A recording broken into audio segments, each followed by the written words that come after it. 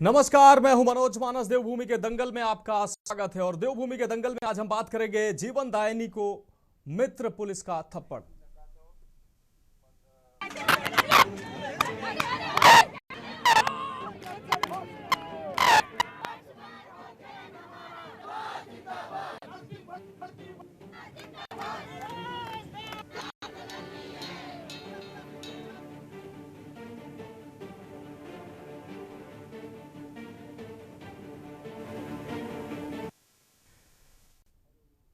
तो देवभूमि के दंगल में आज हम बात कर रहे हैं नर्सिंग एकता मंच की ओर से रविवार को प्रेस क्लब में बेरोजगार नर्सिंग अधिकारियों का महासम्मेलन आयोजित किया गया, जिसमें स्पष्ट कहा गया है कि यदि नर्सिंग भर्ती वर्षवार नहीं हुई तो आंदोलन किया जाएगा। 5 सूत्रीय मांगों पर चर्चा की गई। नर्सिंग अधिकारी भर्ती नियमावली में संशोधन करने, भविष्य में सभी भर्तियों को पूर्व की तरह वर्षवार निकाला जाए, मेडिकल कॉलेजों में 690 और स्वास्थ्य विभाग में 350 पदों को भर्ती शीघ्र वर्षवार से निकाली जाए। उत्तराखंड के मूल निवासियों के अधिकारों को सुरक्षित करते हुए बाहरी राज्यों के अभ्यर्थियों को नर्सिंग भर्ती में फॉर्म भरने न दिया जाए। पूर्व में चयनित नर्सिंग अधिकारियों को आगामी भर्ती में शामिल न होने दिया जाए। ओवरएज अभ्यर्थियों को भर्ती में छूट दी जाए। इस संबंध में नर्सिंग एकता मंच की ओर से मुख्यमंत्री पुष्कर सिंह धामी को अपने खून से पत्र लिखकर अवगत भी कराया गया, लेकिन अभी तक उस पत्र का संज्ञान नहीं लिया गया, जिसके बाद कल बीते सोमवार को नर्सिंग भर्ती प्रक्रिया को पूर्व की तरह वर्षवार किए जाने समेत अन्य मांगों को लेकर नर्सिंग बेरोजगारों ने दिलाराम चौक पर इकट्ठा होकर मुख्यमंत्री आवास कूच किया, लेकिन पुलिस ने उन्हें न्यू कैंट रोड स्थित सालावाला के निकट बैरिकेडिंग लगाकर रोक दिया। इसी बीच आगे बढ़ने को लेकर पुलिस के साथ प्रदर्शनकारियों की जमकर धक्का मुक्की हो गई। हंगामा बढ़ता देख जब पुलिस ने प्रदर्शन कर रहे नर्सिंग बेरोजगारों को हिरासत में लेने की कोशिश की, तभी एक महिला पुलिसकर्मी ने प्रदर्शन में शामिल नर्सिंग बेरोजगार छात्रों को थप्पड़ जड़ दिया। इस दौरान दोनों के बीच खूब हाथापाई हुई। अन्य प्रदर्शनकारियों ने पुलिस मारपीट किए जाने का आरोप लगाते हुए प्रदर्शन शुरू कर दिया है, जिसका वीडियो सोशल मीडिया पर जमकर वायरल हो रहा है। वहीं कांग्रेस ने इसका विरोध किया। साथ में मौके पर पहुंचकर नर्सिंग एकता मंच अपना समर्थन भी देता नजर आया, जिसको लेकर भाजपा ने भी कांग्रेस पर तंज कसते हुए इस मामले में राजनीति करने का आरोप लगाया है। आज इसी विषय पर चर्चा, पहले ये खास रिपोर्ट देखिए।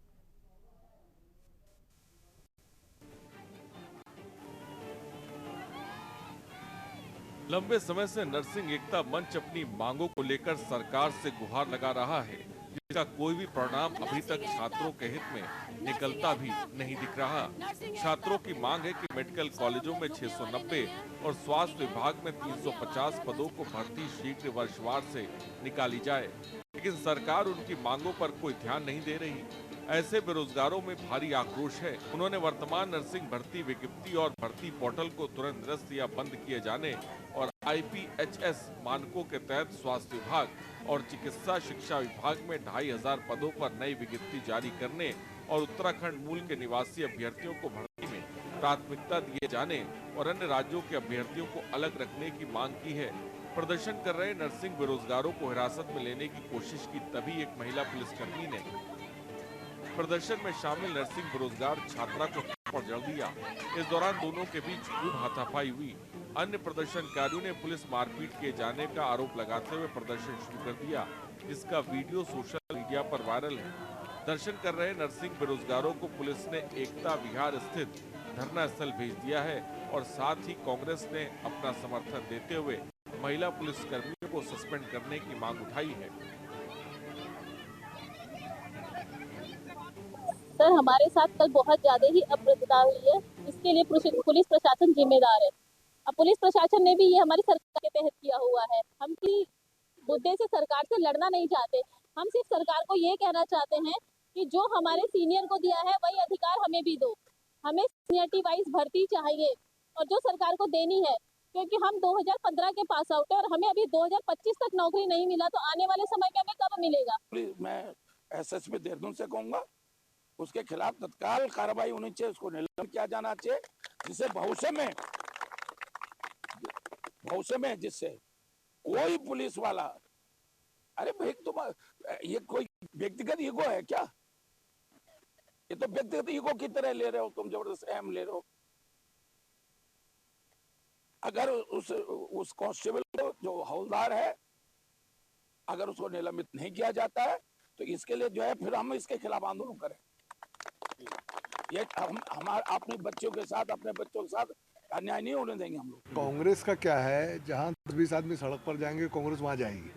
चुनावी वर्ष चल रहा है और कांग्रेस ने कभी भी नीतिगत निर्णयों को लेकर कोई भी प्रदर्शन नहीं किए हैं, ना ही उस पर वो आ गया है। उन्होंने भीड़ तंत्र के आधार पर जहाँ उनको भीड़ दिखाई पड़ती है वो उन्हीं की भाषा बोलना शुरू कर देते हैं, उनके बीच में चले जाते हैं। उनका सिर्फ और सिर्फ एक ही टारगेट है कि भाई हमको चुनाव में जाना है, इनके कारण कैसे हम माहौल बिगाड़ें और कैसे अपने पक्ष में लोगों को करें, प्रदेश कैसे आगे बढ़े, प्रदेश में नीतिगत निर्णय किस प्रकार से हों, कैसे नियम कानून के मातहत जो है प्रदेश की दिशा तय हो, इससे कांग्रेस का कोई लेना देना नहीं है।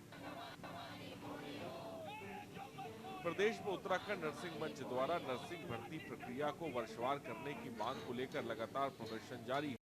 प्रदेश कांग्रेस भी सरकार पर सवाल खड़े करते हुए नजर आ रही है। इसको लेकर भाजपा विधायक विनोद चमोली ने कांग्रेस पार्टी पर तंज कसा। उन्होंने कहा कि कांग्रेस द्वारा कभी भी कोई नीतिगत निर्णय को लेकर कभी भी प्रदर्शन नहीं किया गया। जहां 10-20 आदमी सड़क पर जाएंगे कांग्रेस वहां पहुंच जाती। वह केवल भीड़ तंत्र के आधार पर ही कार्य करती है और कांग्रेस का केवल एक ही लक्ष्य है कि माहौल को बिगाड़ कर जनता को पक्ष में करें और चुनाव में लड़ें। प्रदेश की दिशा को आगे बढ़ाने के लिए क्या नियम कानून हो, इन सबके कांग्रेस को कुछ भी लेना देना नहीं है। चमोली ने ये भी कहा कि जितने भी युवा प्रदर्शन कर रहे हैं उनकी बातों को गंभीरता से लेने और विचार करने की भी आवश्यकता है। साथ ही विपक्षी दलों ने भी नर्सिंग एकता मंच का समर्थन करते हुए सरकार का विरोध किया। देखिए, प्रजातंत्र में अपनी मांगों को रखना और अपनी बात को रखना एक स्वतंत्रता है और उस स्वतंत्रता को भी अगर दमन किया जाए तो उसको दमनकारी सरकार बोलते हैं और उसको दमनता कहते हैं। वो प्रजातंत्र नहीं होता है। उत्तराखंड में आए दिन ये देखने में आ रहा है कि जब बेरोजगार युवा अपनी मांग करते हैं उन पर लाठियां भांजी जाती हैं। जब कोई डॉक्टर, इंजीनियर और जो कोई वकील कोई अपनी बात रखते हैं तो उनको रोका जाता है, उनका दमन किया जाता है। और वहीं कल की जो घटना है वो बहुत ही शर्मसार करने वाली घटना है। देखिए, उत्तराखंड में आप देख रहे हैं कि जिस तरीके से भाजपा सरकार जब से आई है तब से सिर्फ एक आंदोलनों का ही दौर चल रहा है। इस भाजपा सरकार की जो आंखें मूंद कर बैठी हुई सरकार है, 10 साल इनको होने वाले, लेकिन हर एक वर्ग का जो व्यक्ति है वो सड़कों पर है क्योंकि उनकी मांगे पूरी। आज आप नर्सिंग को देखिए, एक बार बताइए, आंदोलन करना सबका अधिकार है, ये संविधान में भी लिखा है कि हमारा अधिकार है और हम लोग कर सकते हैं, लेकिन थप्पड़ मारना, चूटी मारना, ये सब तो देखिए गलत चीज है जो कि सरकारों को अपनी आंखें खोलनी चाहिए। सब अपना हक ही मांग रहे हैं, कोई किसी से किसी ना तो भीख मांग रहा है ना कुछ मांग रहा है। देखिए, अब कांग्रेस इसमें राजनीति कर रही है। जब कल ही हमारे वरिष्ठ पुलिस अधीक्षक द्वारा इसके जांच के आदेश दे दिए गए और उस महिला कांस्टेबल के पीएससी को भी जो है पत्र लिख दिया गया, तो अब इसमें जो है प्रदर्शन और इस प्रकार की राजनीति करने का कोई औचित्य नहीं है। और हम पहले ही कह रहे हैं कि मातृशक्ति का अपमान, महिलाओं का अपमान जो है भाजपा सरकार में बिल्कुल भी कहीं से कहीं तक बर्दाश्त नहीं किया जाएगा और इस पर राजनीति करना उचित नहीं है। कांग्रेस को तो मुद्दे नहीं मिल रहे हैं तो कहीं से कुछ भी ढूंढ कर कहीं पर भी राजनीति करेंगे। उसका कल ही जो है पटक्षेप हो चुका है, अब इस पर राजनीति करने का क्या उचित। कुल मिलाकर सोमवार को हुई छात्रों और पुलिस की झड़प ने राजनीतिक तूल पकड़ लिया है, जिसको लेकर सभी पक्षी दल इनकी मांगों पर सरकार के सामने आ गए हैं। कहीं ऐसा ना हो कि राजनीतिक लड़ाई में इन छात्रों की मांगे मझधार में न फंस जाएं। खैर, प्रदेश में चुनाव आने से पहले कई धरना प्रदर्शन प्रदेश में चलने का सिलसिला काफी लंबे समय से जारी है। सभी को लगता है चुनाव आने से पहले लटकी उनकी मांगों को सरकार से पूरा कर लिया जाए। वहीं धामी सरकार के आगे नए साल आने से पहले ही इस तरह के दबाव आने भी शुरू करेंगे और उसको मुद्दा मिलना भी ऐसे में अब देखने वाली बात ये होगी कि आखिर धामी सरकार चुनाव आने से पहले सभी मुद्दों को सुलझाने में कामयाब होगा या इसका खामियाजा सरकार को चुनाव के दौरान भुगतना पड़ेगा। Uttarakhand desk report.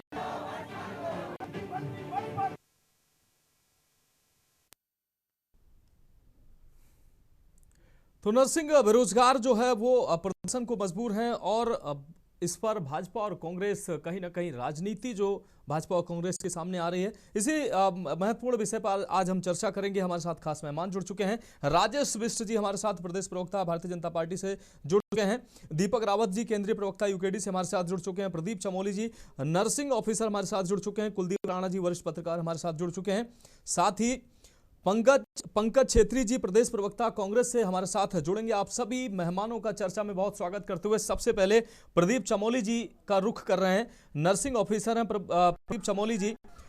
एक तरफ नर्सिंग बेरोजगार भर्ती की प्रक्रिया पर सवाल उठा रहे हैं, रोजगार देने की मांग कर रहे हैं, और दूसरी तरफ नर्सिंग बेरोजगारों को थप्पड़ मारा जा रहा है और अब इस पर राजनीति शोर शराबा एक तरफ शुरू हो गया है। आपकी प्रतिक्रिया? देखिए, सबसे पहले आपका बहुत बहुत धन्यवाद। आपने हमको जी इस अपने चैनल के माध्यम से हमको अपनी बातें रखने का एक मौका दिया। बहुत बहुत धन्यवाद करूंगा आपका मैं। देखो, सबसे पहली बात यह है कि हम राजनीतिक बिल्कुल नहीं करना चाहते ही, ना ही हम किसी राजनीतिक दल से जुड़े हुए हैं। मैं 2020 का पास आउट बीएससी नर्सिंग हूँ और हमारी बहुत छोटी जायज सी मांगे थी कि जो चलते आ रहा है से हमारे जो सीनियर बेरोजगार नर्सिंग अधिकारी हैं जिनका प्राइवेट अस्पतालों में शोषण हो रहा है, उनका चयन जैसे पिछले साल 2024 में 3000 रिक्त पद भरे गए वर्षवार तरीके से, वैसे ही इन पदों को भरा जाए। 3000 प्लस रिक्त पद ले गए और उनको सीनियरिटी वाइज उनको चयनित किया जाए। तो इसी के चलते कल हमने जैसे एसपी सिटी को हमने ज्ञापन सौंपा था कि हमारे एक शांतिपूर्वक एक हम रैली चाहिए हमको राम चौक से मुख्यमंत्री आवास तक हमें रैली करनी है और मुख्यमंत्री जी को हमको अपना ज्ञापन देना ताकि हमारी मांगों को संज्ञान लिया जाए और कहीं ना कहीं हमारी बातें सुनी जाए। तो उसके बाद जैसे हमको दिलराम चौक से हाथी पड़कला तक ले जाया जाता है, उसके बाद हमारे पास जो महिला पुलिस कर्मी द्वारा महिला बेरोजगार नर्सिंग साथी को थप्पड़ चढ़ा गया और उन्हीं का भी 3 दिन पहले ऑपरेशन हुआ था। जब उनके पेट पर जब हाथ लगाया महिला पुलिसकर्मी द्वारा, तो उन्हें अपने बचाव के लिए बोला कि मेरा टांके लगे, आप हाथ मत लगाइए। तो तब तक महिला पुलिसकर्मी द्वारा थप्पड़ चढ़ दिया जाता है। तो कहीं ना बहुत बड़ी घटना है उत्तराखंड देवभूमि में। मातृशक्ति हमारी सबसे बड़ी शक्ति है, तो हम इसका घोर विरोध करते हैं कि इस प्रकार की हरकतें नहीं होनी चाहिए थी और हमारी बहुत जायज मांगे थी। हम किसी भी शासन प्रशासन के खिलाफ नहीं, न ही हम पुलिस वालों के खिलाफ थे और ना ही कभी होंगे। हमारी छोटी सी मांगे थी कि आप अगर स्वास्थ्य मंत्री जी से नहीं मिला सकते तो स्वास्थ्य सचिव को यहाँ पर बुलाइए, हमारी मांगे पूरी की जाए। हम आपके साथ हैं, जो आप कहोगे हम वो करेंगे। ठीक है, आप हमारे साथ जुड़े रहिए। हमारे साथ राजेश बिष्ट जी जुड़े हुए हैं, प्रदेश प्रवक्ता हैं भारतीय जनता पार्टी से। राजेश बिष्ट जी, उत्तराखंड में जो नर्सिंग बेरोजगार हैं, इनकी जो मांगे हैं, और ये मांगे कोई नई मांगे नहीं है, ये लंबे समय से इनकी मांग रही है और इसको लेकर उन्होंने मुख्यमंत्री को खून से खत भी लिखा। ना तो उनकी खत का संज्ञान लिया गया, ना तो उनकी लंबे समय से जो मांग है नर्सिंग एकता मंच की, उन मांगों पर कोई संज्ञान लिया गया है। और जब प्रदर्शन के लिए ये लोग मजबूर हुए तब इनके साथ मारपीट की जा रही, थप्पड़बाजी की जा रही। आखिर ऐसी कौन सी मांग ये कर रहे हैं जो जिस पर विचार नहीं किया जा सकता? राजेश जी। मनोज जी, मैं सबसे पहले तो ये कहना चाहता हूँ, जो भी ये कल घटना हुई है जी, ये बहुत ही दुर्भाग्यपूर्ण है। आंदोलन करना किसी भी व्यक्ति का अपना मौलिक अधिकार है जी। तो लोकतंत्र में आंदोलन करना कोई खराब बात नहीं है, लेकिन आंदोलन के तहत जो घटना हुई, जिसके विजुअल्स आपके चैनल पे देखे या उत्तराखंड के किसी भी राष्ट्रीय चैनल पे हमने देखे जी, उसमें जो उस समय की स्थिति जो दिख रही है जी, उसमें जो मैं अपनी नजर से देख रहा हूँ या कोई अन्य व्यक्ति अपनी नजर से देख रहा है, जिसके साथ घटना हुई पीड़ा उसको होगी, या जिसके साथ थोड़ी जिस भी भावना से वो हीट ऑफ द मोमेंट हुआ, उसमें मुझे लगता है कि उस समस्या के लिए हमारे जो भी साथी अपनी शिकायत कर रहे हैं वो अपनी जगह पे जायज हो सकते हैं। लेकिन जो वास्तविक घटना वहां पर हुई है, वो 2 व्यक्तियों के अलावा तीसरा व्यक्ति उसका किसी भी तरीके से ना बखान कर पाएगा, ना उसमें ज्यादा बात कह पाएगा, क्योंकि वो उन दोनों के बीच की बात हुई और वो सबने देखे विजुअल्स में क्या हुए।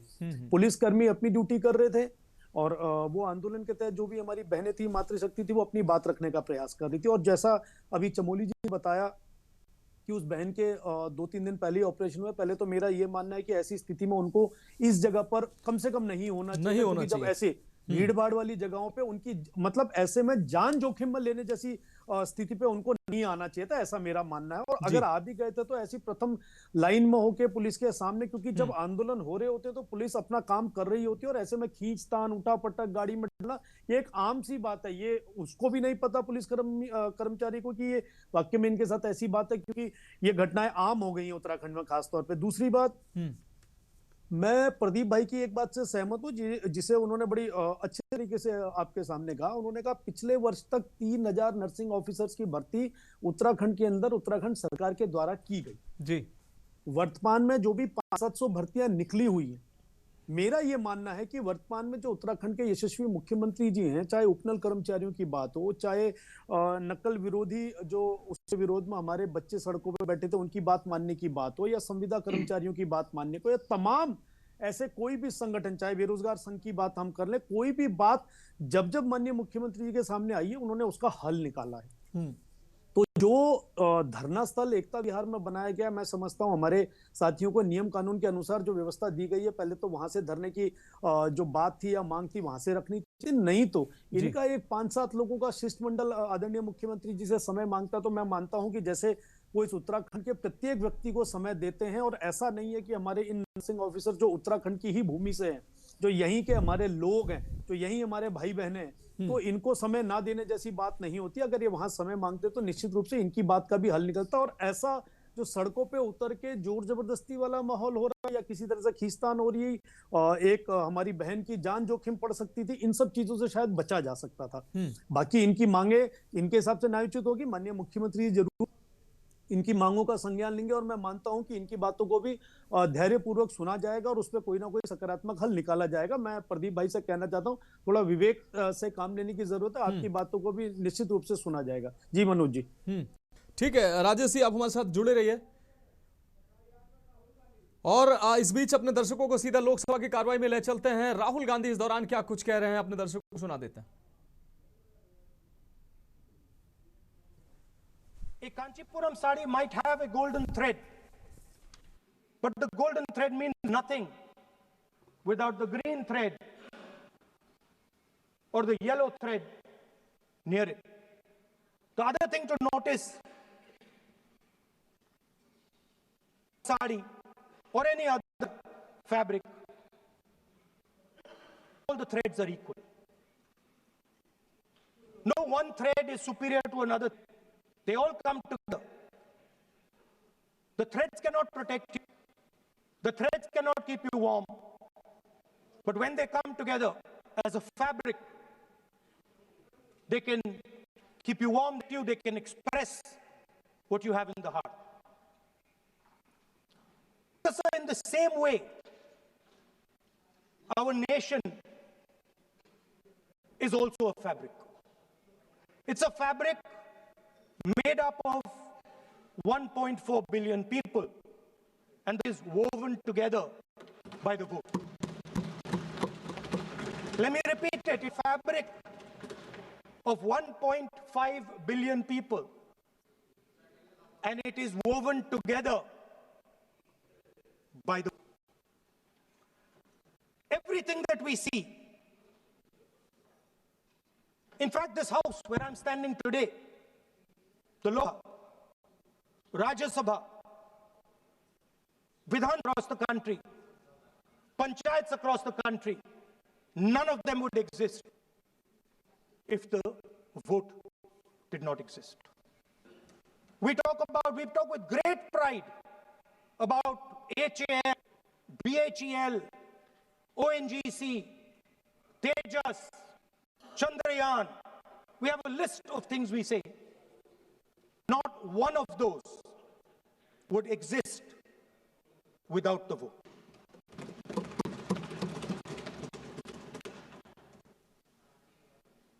Speaker, it is the idea, every thread, every person in the Union of India is equal, that disturbs my friends in the RSS. They are happy to see the fabric, but they cannot stand here that every single person in the fabric of our country, regardless of what religion they come from, regardless of what they come from, regardless of what language they speak, should be equal. Because they fundamentally do not believe in equality. They live in a hierarchy, and they believe that they should be on top of that hierarchy. Speaker sir, on the 30th of January, 1948, 3 pierced the chest of Mahatma Gandhi. Nathuram Godse assassinated the father of our nation. Today, our friends do not embrace him. Today, our friends have pushed him away. His unforgettable truth. But that's not where the problem is. You see, as I said, everything has emerged from the vote. All the institutions have emerged from the vote. So it's obvious that the RSS has to capture all the institutions that have emerged from the vote. So after Gandhiji's assassination, next step of the project was the wholesale capture of India's institutional framework.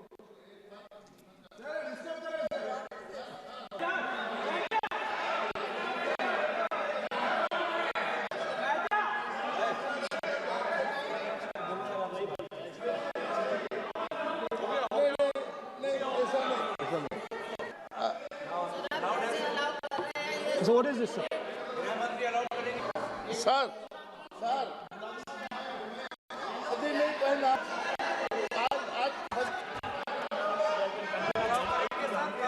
I'm doing, relax. मैं बुलाता हूँ. Please बैठिए. Please बैठिए. Please. So, please.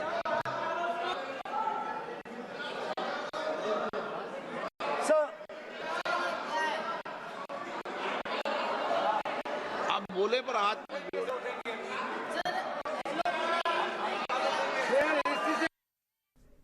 तो लोकसभा में SIR पर चर्चा के दौरान राहुल गांधी बोलते नजर आए। फिलहाल हमारे खास प्रोग्राम में वक्त एक अहम ब्रेक का है। ब्रेक के बाद चर्चा जारी रहेगी।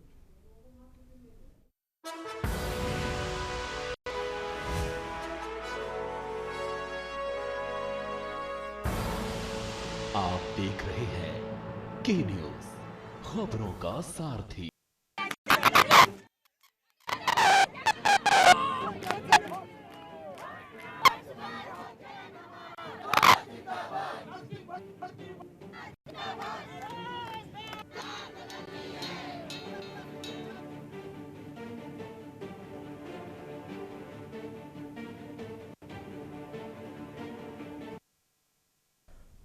तो ब्रेक के बाद देवभूमि के दंगल में एक बार फिर से आपका स्वागत है और सीधे चर्चा का रुख करें। हमारे साथ खास मेहमान जुड़े हुए हैं। कुलदीप राणा जी, वरिष्ठ पत्रकार हमारे साथ जुड़े हुए हैं।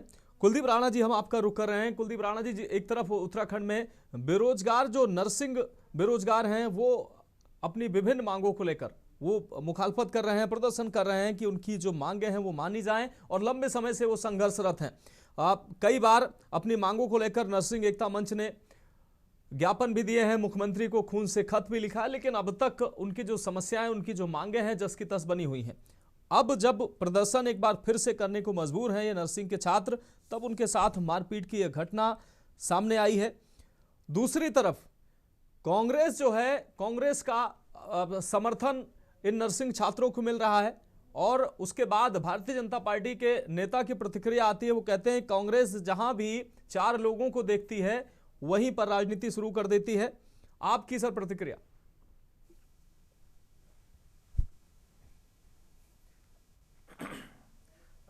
देखिए मनोज, ये 3 अलग अलग घटनाएं हैं जो इस समय घटी हैं यहाँ पे जी।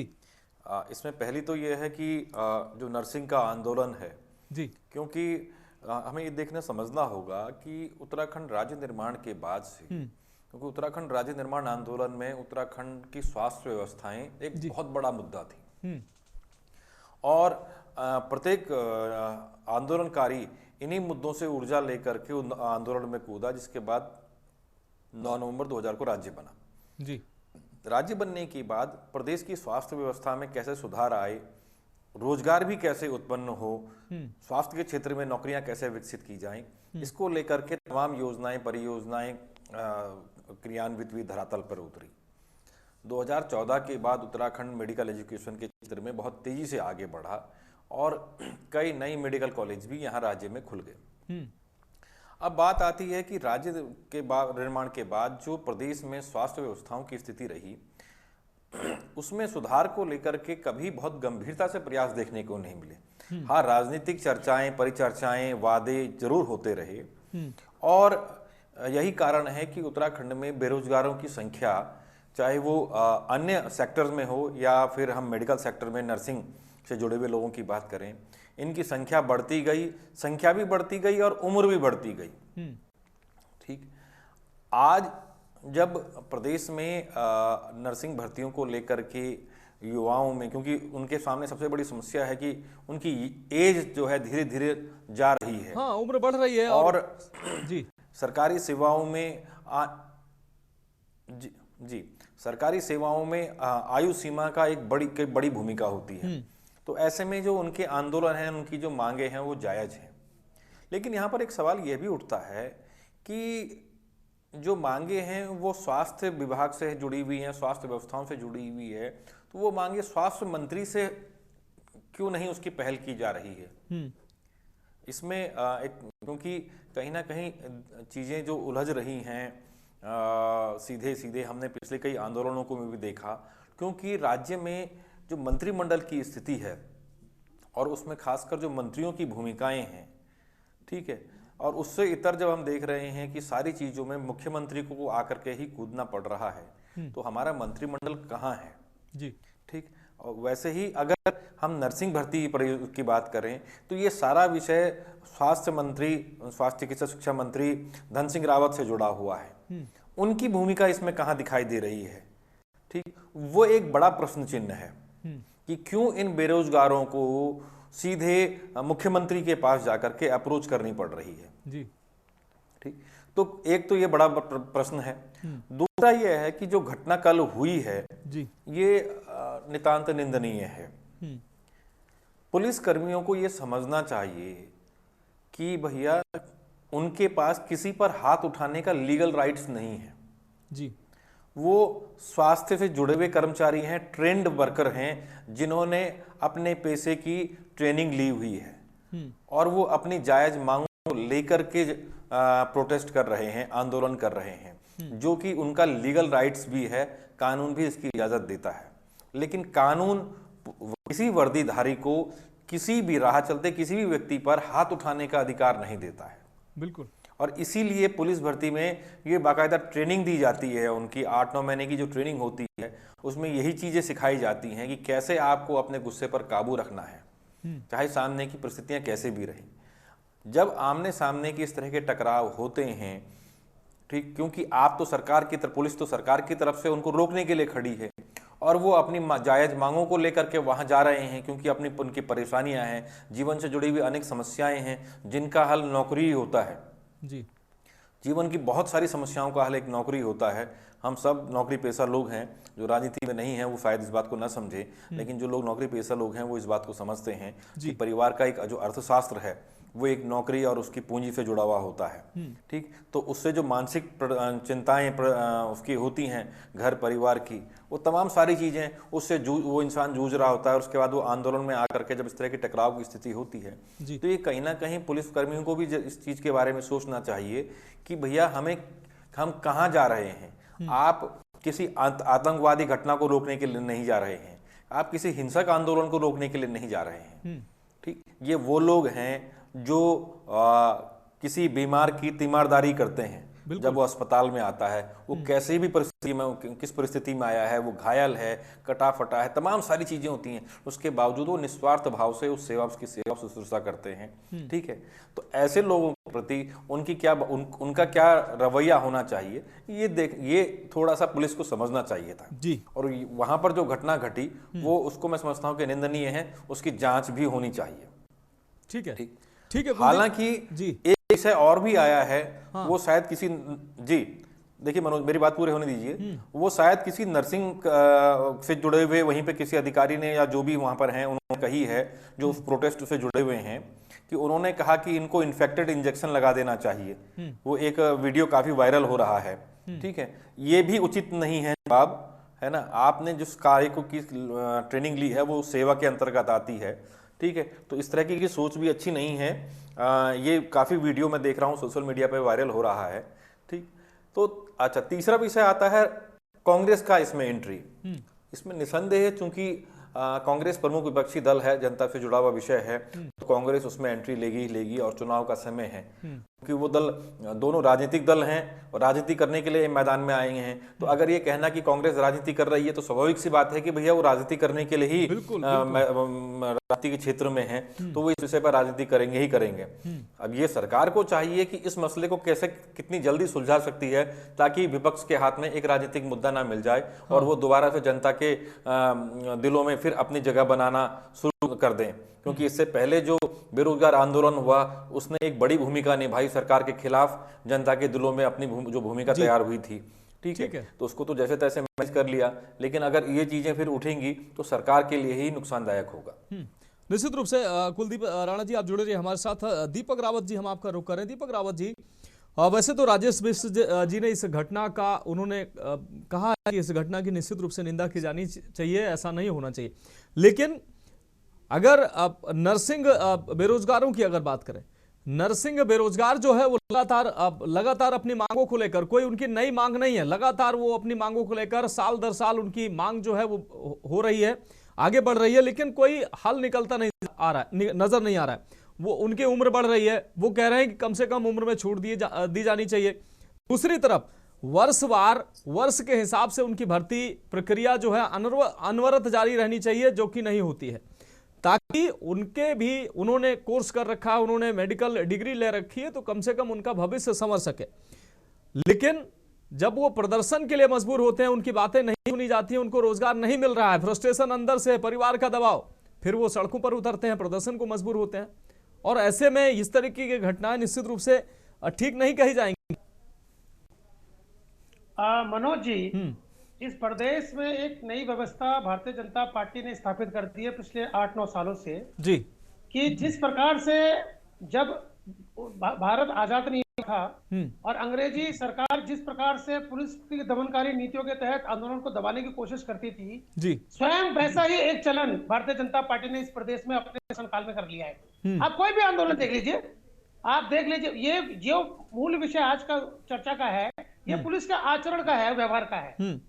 आप जो मुझसे पहले इस बात में स्पष्टता आ चुकी है कि चाहे कोई भी हो, किसी भी आंदोलन किसी भी रूप में हो, पुलिस के पास कोई कानूनी अधिकार नहीं है कि वो हिंसात्मक रूप अपनाए या किसी भी प्रकार से किसी व्यक्तिगत रूप से थप्पड़ मारे। लेकिन हमने प्रायः देखा है, क्योंकि उत्तराखंड क्रांति दल आंदोलनकारी रहे, हमने तमाम आंदोलन किए हैं प्रदेश बनने से पूर्व और आज तक। बहुत से ऐसे मौके आए हैं जब हमारा भी इसी तरह से सामना हुआ है। और हाँ, क्योंकि हम राजनीतिक दल हैं, तो कभी चर्चा को विषय नहीं बनता कि किस रूप में किस प्रकार से व्यवहार हमारे साथ किया गया। अभी हाल ही की घटना है कि ऋषिकेश में किसी महिला ने कोई आरोप लगाया और आप यकीन मानेंगे कि उसमें उन व्यक्ति उत्तराखंड क्रांति दलों के उन लोगों का नाम डाल दिया गया जो वहां मौजूद ही नहीं थे।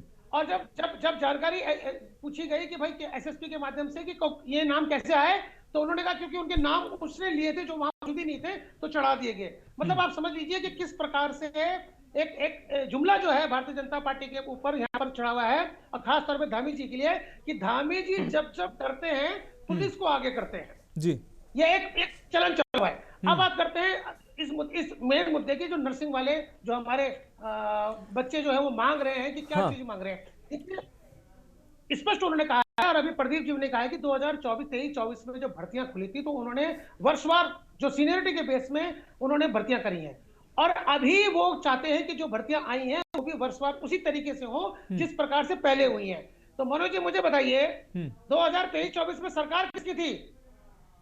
किसी कांग्रेस की थी, यूकेडी थी, किसकी थी? भारतीय जनता पार्टी की थी ना। हाँ, ठीक बात है। तो सवाल यह है कि क्या मजबूरी है कि अब इसमें परीक्षा ली जा रही है कि परीक्षा के माध्यम से इनको भर्ती की जाएगी। और याद रखिए मनोज जी, यदि अपनों को लगाना हो तो हाकम सिंह जैसे व्यक्तियों का उत्पन्न होना बहुत जरूरी है, तो परीक्षा भी होनी बहुत जरूरी है। इनका तो स्पष्ट कहना है, इनका यह भी कहना है कि जब यहाँ कोरोना काल में बहुत चिकित्सा व्यवस्था बिल्कुल पटरी से कर रही थी, तो इन्होंने दिन रात इस प्रदेश की सेवा करी, तीमारदारी करी और अपना तन मन पूरा धन लगाया इस प्रदेश की सेवा में कि कोरोना काल से ज्यादा लोगों को वो अपना सेवा दे सके।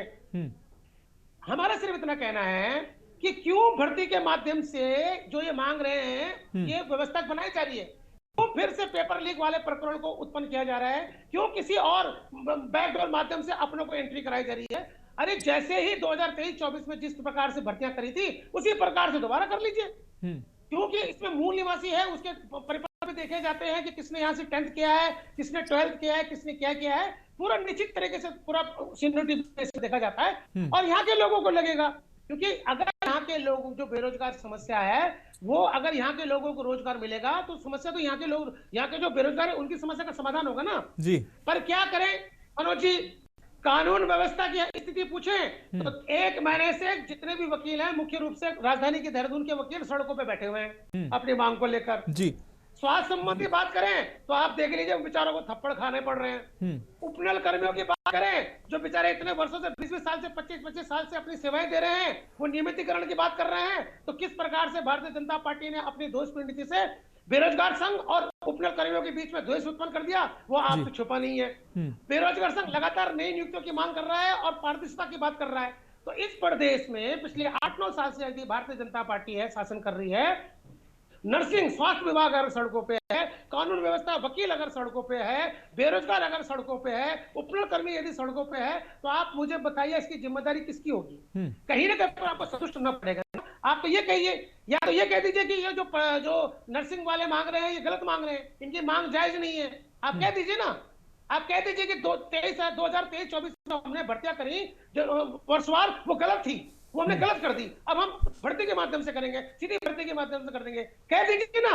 लेकिन कहने की हिम्मत नहीं है आपकी ऐसी, आप इनको सिर्फ बरकरार रखते हैं। तो मेरा मानना है आपके इस मंच के माध्यम से कि आप देखिए, सरकार को चुनावी वर्ष है, ये अपना वही हक मांग रहे हैं जिस प्रकार से इन्होंने सेवाएं करी कोरोना काल में, इनको दे दीजिए, वर्षवार अपनाइए और बैकडोर से अपने लोगों की एंट्री करने का रास्ता मत खोलिए। धन्यवाद। ठीक है राजेश मिश्र जी, एक बार फिर से हम आपका रुख कर रहे हैं। राजेश मिश्र जी, ये जो नर्सिंग जो अभ्यर्थी हैं, तमाम अभ्यर्थियों की लगातार भर्तियां हो नहीं रही हैं, वो जो है लाखों रुपए खर्च कर उन्होंने नर्सिंग की डिग्री ली, डिप्लोमा लिया, और अब अभी भी उनके सामने आजीविका का संकट है, परिवार का दबाव है, खुद कैरियर की समस्या है। ऐसे में उनके अंदर निश्चित रूप से फ्रस्ट्रेशन होगा, कैरियर अनिश्चित है, इसको लेकर तमाम दुश्वारियां उनके दिमाग में चल रही होंगी, लेकिन कोई रास्ता नहीं निकल रहा है। तब तो आंदोलन करेंगे ही वो लोग, और जब आंदोलन करेंगे, ये वही लोग हैं, अभी आप ही ने बताया है कि जब कोरोना काल था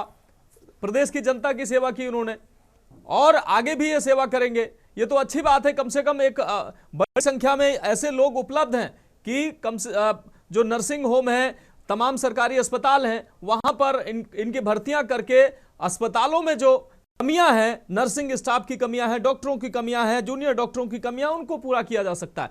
लेकिन इनको नौकरी तो नहीं मिल रही है, थप्पड़ जरूर मिल रहे हैं। और दूसरी तरफ जब कांग्रेस, भाई राजनीति तो करेगी ही, कांग्रेस समर्थन करती है, तो आप कहते हैं कि 10-20 लोग जहां भी सड़क पर दिख जाते हैं कांग्रेस राजनीति करने लगती।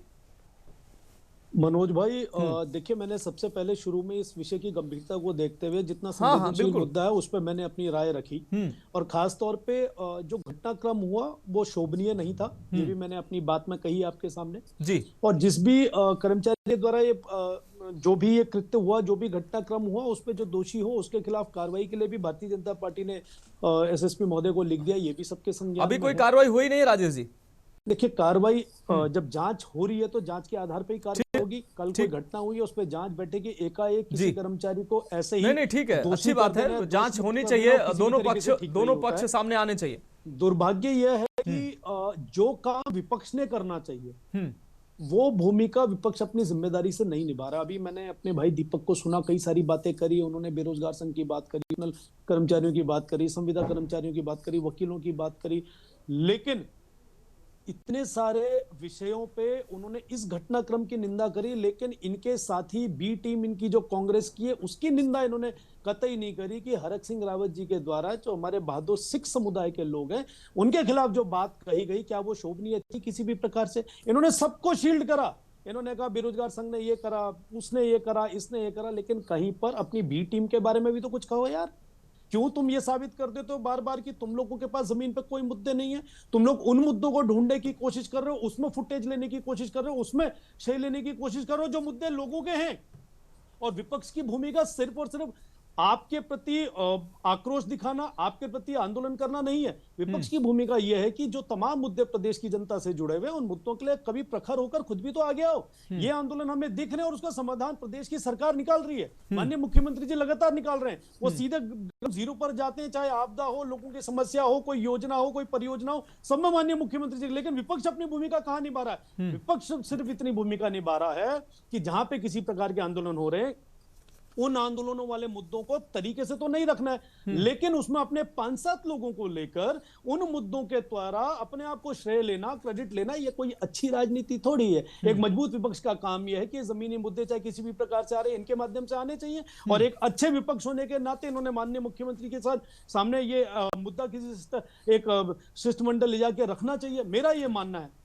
लेकिन जो इन लोगों ने अपनी दुर्गति की हुई है उसके लिए स्वयं अपने आप। लेकिन राजेश जी मुझे लगता है कि बिना आंदोलन के रास्ता ये भी आदत बन गई है। शिष्टमंडल की आप बात कर रहे हैं, आप शिष्टमंडल की बात कर रहे हैं और खून से खत इन लोगों ने लिखा, तमाम लंबे समय से ये अपनी मांग कर रहे हैं, लेकिन मजबूरन आंदोलन के लिए बाध्य होना पड़ा। मनोज भाई अभी भी आप देखिए जिस फील्ड में है उसमें आप हर एक चीज की जानकारी बहुत अच्छे से रखते हैं। हम अपनी कोई भी बात कहेंगे उससे बेहतर आप उन बातों को समझते होंगे और उससे बेहतर तरीके से आप दिखाते हैं। मैं ये कह रहा हूं अभी जो घटनाक्रम हम देख रहे हैं इन घटनाक्रमों में आपने कौन सा ऐसा मुद्दा देखा जिसपे सरकार ने हमारे आंदोलनकारी भाई बहनों की बातों को नहीं सुना, उन बातों को सम्मान ना दिया हो या उस पर कार्रवाई ना की हो? जी मैं इस जो हमारे नर्सिंग के हमारे भाई बंधु बैठे हुए मैं बड़ा दुर्भाग्यशाली मान रहा हूं कि हम लोगों को या उन लोगों को इस द्वारा अपनी बात को रखना पड़ रहा है। मेरा उनसे निवेदन आपके माध्यम से, भाई प्रदीप जी इस बात को सुन रहे हैं, इनका जो भी वरिष्ठ शिष्टमंडल हो वो अपनी बात को जिम्मेदारी से माननीय मुख्यमंत्री जी से, माननीय स्वास्थ्य मंत्री जी से समय लेकर करेंगे तो मेरे को विश्वास है, मुझे विश्वास है कि इनकी बातों को गंभीरता से सुना जाएगा और उस बात को मान सम्मान मिलेगा और इनकी बातें जायज होंगी, न्याय संगत होंगी तो जरूर उस पर निश्चित रूप से कार्रवाई भी होगी, ऐसा मैं मानकर चल रहा हूं। लेकिन जो आग में घी का काम विपक्ष कर रहा है वो इस अपनी ओछी राजनीति से बाहर निकले,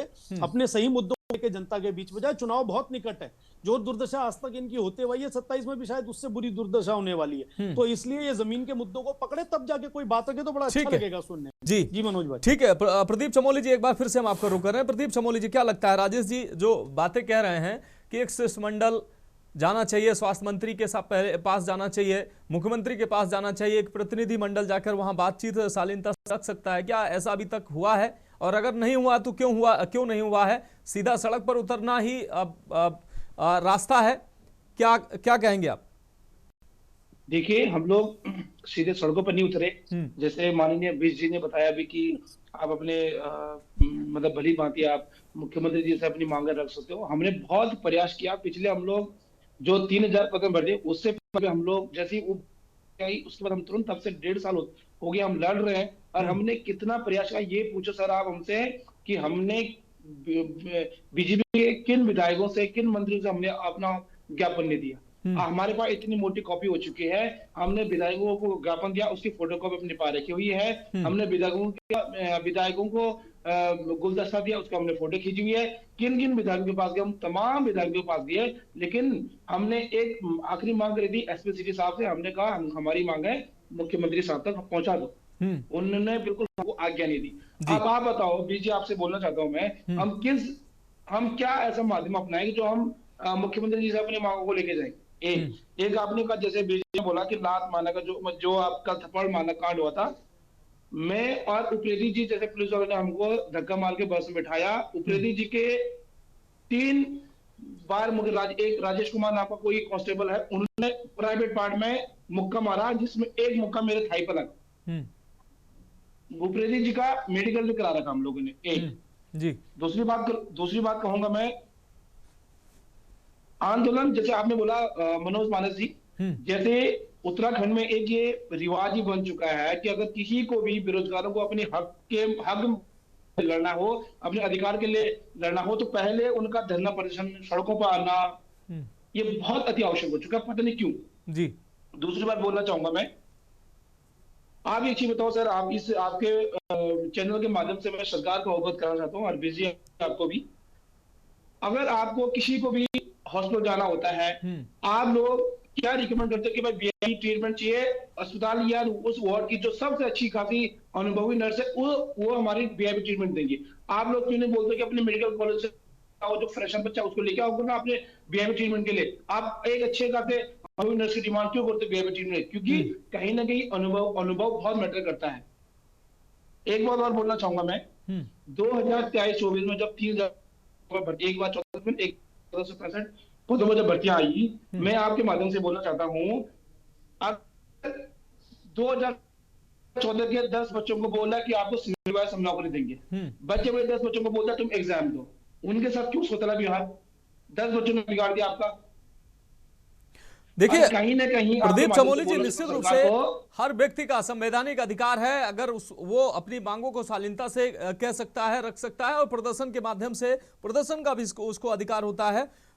संविधान ने यह अधिकार दे रखा है, अपनी मांगों को लेकर वो शालीनता से प्रदर्शन कर सकता है। लेकिन दूसरी एक बात जो महत्वपूर्ण अभी राणा साहब ने कही है, कुलदीप राणा जी ने, व्यवस्था के खिलाफ निश्चित रूप से सवाल उठने चाहिए। आप अपनी मांग भी रख सकते हैं और शालीनता से प्रदर्शन भी कर सकते हैं। लेकिन दूसरी जो महत्वपूर्ण बात, जो वीडियो एक वायरल होने की बात कही है राणा साहब ने, हालांकि मैं उस वीडियो को सत्यता क्या है नहीं है मैं नहीं मानता हूं। डॉक्टर का धर्म होता है, नर्सिंग स्टाफ का धर्म होता है लोगों की जीवन की रक्षा करना, उनकी सेवा करना। लेकिन जिस तरीके से अभी कुलदीप राणा जी ने कहा कि कुछ वीडियो वायरल हो रहे हैं प्रदर्शन के दौरान, अभ्यर्थी जो हैं वो कहते नजर आ रहे हैं कि इन्फेक्टेड जो इंजेक्शन है उनको लगा दो।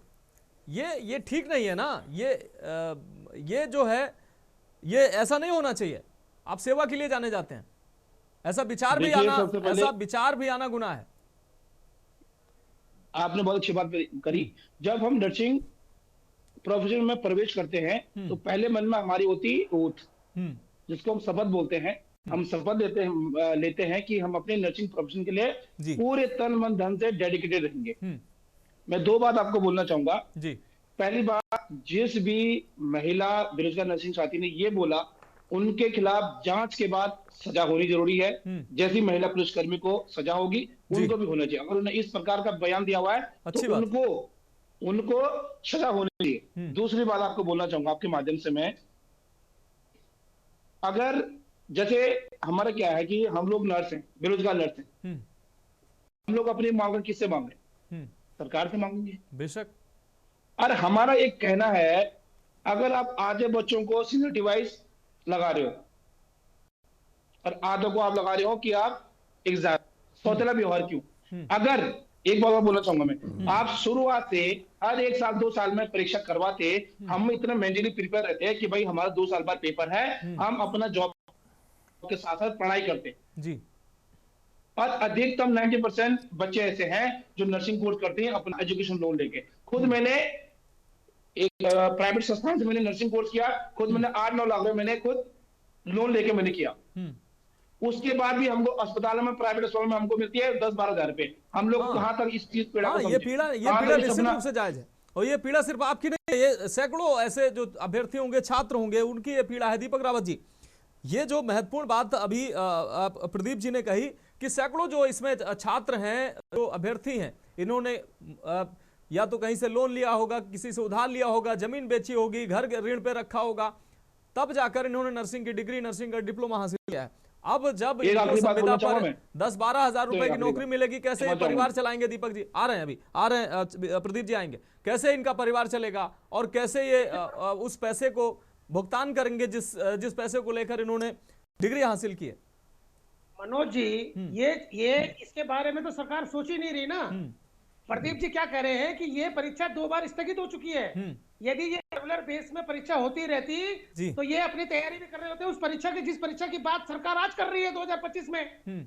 दीपक रावत जी, एक मिनट आपकी बात सुनो, एक मिनट इंटरप्ट करूंगा, सॉरी। ठीक है। 2020 में जब पेपर के माध्यम से कराया जा रहा था भर्ती, हम लोगों ने एडमिट कार्ड निकाल लिया था। ठीक एक दिन पहले पेपर स्थगित किया जाता है, कहा जाता है कि सीनियरिटी वाइज होगा। हाँ, क्यों?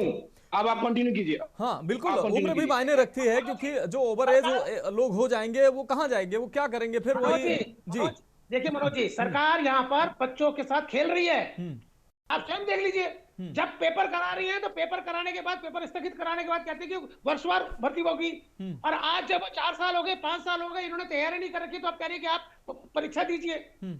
तो बच्चों के भविष्य के साथ खिलवाड़ तो भारतीय जनता पार्टी लगातार कर रही है। और जो झूठ पकड़ा गया, राजेश जी ने जो बोला कि आपने क्यों नहीं अब तक अपनी बात को बोला, तो जो झूठ वो विपक्ष पर डाल रहे थे कि विपक्ष को सही राजनीति करनी चाहिए, उनको मुंह तोड़ जवाब सिर्फ प्रदीप भाई ने दिया कि हमने सारे माध्यम अपनाए हैं। सड़कों में आने से पहले हमने पूर्व में सारे माध्यम अपनाए, तब हमें सड़कों पे आने पड़ा। पर मनोज जी, यदि अंधी, गूंगी, बहरी और निकम्मी सरकार हो ना, तो उसको जगाने के लिए सड़कों पे आना पड़ता है। ठीक है। तो आप बार बार विपक्ष को टारगेट करके एक मुद्दा, भारतीय जनता पार्टी के प्रवक्ता को आजकल एक नया रोग लग गया है कि कुछ भी हो, विपक्ष की राजनीति को कटकड़ में खड़ा करो, लेकिन अपनी गलती को स्वीकार मत करो। बहुत अच्छा प्रदीप भाई, आपने तमाचा मारा भारतीय जनता पार्टी के प्रवक्ता के ऊपर कि आपने बताया कि हम सड़कों पे सारी पूरे चैनल के माध्यम से आए हैं, यकायक सड़कों पे नहीं बैठे हैं। जो ये आरोप लगाते हैं ना कि हम ओछी राजनीति करते हैं, हम आंदोलन की राजनीति करते हैं, हमारा हश्र पहले से हुआ, अरे कम से कम हम जनता की बातों को रखते तो हैं। वो वोट हमें देना दे, लेकिन प्रदेश बनने से पूर्व भी हम यही कर रहे हैं और आज भी हम ये कर रहे हैं। लेकिन तमाचा तो आपका प्रदीप भाई चौहान ने मार दिया। ठीक है, ठीक है, झूठ। जी दीपक जी, ठीक है, आपकी बात आ गई। राजेश मिश्र जी, 20 सेकंड का एक जवाब आपसे चाहेंगे, उसके बाद कुलदीप राणा जी के पास जाएंगे। राजेश जी, पुलिस की अगर बात करें, पुलिस भी प्रदेश सरकार की सेवा का एक अंग है, और डॉक्टर भी सेवा का अंग है, और जो अभी ये बेरोजगार हैं कल ये सेवा का अंग बनेंगे, और जो बहुत नहीं बन पाएंगे वो भी कहीं ना कहीं सेवा ही करेंगे। लेकिन मानवीय पहलुओं को निश्चित रूप से, अभी कुलदीप राणा जी कह रहे थे कि पुलिस को भी कम से कम ये कहाँ जा रहे हैं, प्रदर्शनकारियों को रोकने जा रहे हैं, आतंकवादी घटना में जा रहे हैं, मारपीट की घटना में जा रहे हैं, तो ये विवेक जो है, ये विवेक होना चाहिए, कहां पर बल प्रयोग करना है, कहां पर बल प्रयोग नहीं करना है, ये इस विवेक के साथ काम करना चाहिए, ना कि हर जगह अपनी ताकत दिखानी चाहिए। भाई सबसे पहले मैं आपको ये कह देना चाह रहा हूं, हम लोग ऐसा नहीं है कि एकाएक सत्ता पे आए हैं, हम लोग भी विपक्ष में रहे हुए लोग हैं। राजनीतिक पार्टी कभी ऊपर रहती है, कभी नीचे रहती है, वो कोई बहुत नई और अलग बात नहीं होती है। मैं ये कहना चाहता हूँ, एसपी साहब को, एसएसपी साहब को आपने आवेदन दे दिया कि हम आज रोड मार्च करने वाले हैं, आज हम ये करने वाले हैं, उसके बाद क्या आपको एसपी साहब से अनुमति मिली, ये उससे ज्यादा इंपॉर्टेंट है। अगर आपको अनुमति नहीं मिली है, उसके बाद अगर आप कानून हाथ में ले रहे हैं, तो इसका मतलब आप जानबूझ के वो कृत्य कर रहे हैं जो लॉ एंड ऑर्डर के हिसाब से ठीक नहीं है। उसके बाद अगर पुलिस ने, उसके बावजूद भी हम ये बात कह रहे हैं कि अगर आपने अपनी मनमर्जी से काम किया, बावजूद इसके अगर कोई हिट ऑफ द मोमेंट पे कोई आमने सामने बात हुई है, तो उसके लिए जो भी दोषी व्यक्ति होगा उसके खिलाफ कार्रवाई होगी। लेकिन अगर अनुमति नहीं मिली है, तो आपको भी सड़कों पे नहीं उतरना चाहिए था। कुलदीप राणा जी, आपको कंक्लूजन वहां कमेंट होना चाहिए था। Kuldeep Rana ji, conclusion comment. देखिए, वर्तमान में हम देख रहे हैं कि सरकार कई मामलों में दोहरे मापदंड अपना रही है। जी, एक तरफ तो आप इतने पुराने नर्सिंग ट्रेनीज को कह रहे हैं कि आप परीक्षा दीजिए जी, अगर आपको नौकरी पर आना है, जबकि उन्होंने ट्रेनिंग ली है, पूरा कोर्स किया है, उसके बाद आप कह रहे हैं कि आप परीक्षा दीजिए तब आप सरकारी नौकरी ज्वाइन करेंगे। वहीं हम देख रहे हैं कि स्वास्थ्य विभाग से कई डॉक्टर मेडिकल एजुकेशन में आ गए हैं, कोई नियमावली का पालन नहीं किया जा रहा है। वो किस नियम के अनुसार आए हैं? स्वास्थ्य विभाग अलग विभाग है, चिकित्सा शिक्षा विभाग अलग विभाग है। स्वास्थ्य विभाग के डॉक्टरों को चिकित्सा शिक्षा विभाग में असिस्टेंट प्रोफेसर बना देना, एसोसिएट प्रोफेसर बना देना, ये किस नियमावली के अंतर्गत आता है? लेकिन यह दोहरे मापदंड उत्तराखंड में स्वास्थ्य विभाग में दिखाई दे रहे हैं, और यही कारण है कि आज जिस स्थिति पर नर्सिंग अधिकारी, ये नर्सिंग अफसर पहुंचे हुए हैं, ठीक है ना, जो बेरोजगार ये पहुंचे हुए हैं, उसका कारण भी सरकार की वही नीतियां हैं जिसका खामियाजा ये लोग भुगत रहे हैं और आज सड़कों पर हैं।